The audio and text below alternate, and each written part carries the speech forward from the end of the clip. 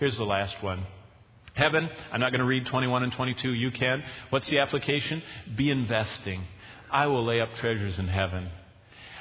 The only thing that you can take with you is the people that you point to Christ. The only thing you can have over there is what you send ahead.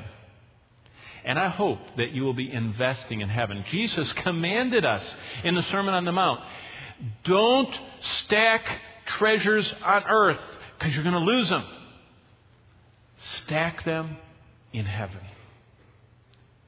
How do we stack them in heaven? As we go through this series, I'll remind you of this, but I told you before, and I'll remind you tonight.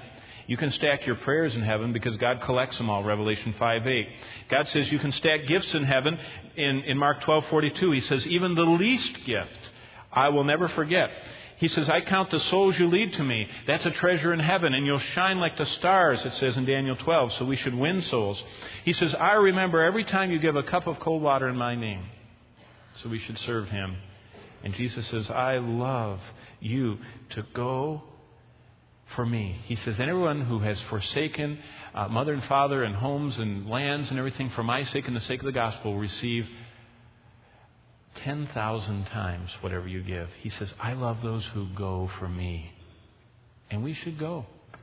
You should be thinking in your life, how can I go for the Lord? How can I give more of my life for what will count forever?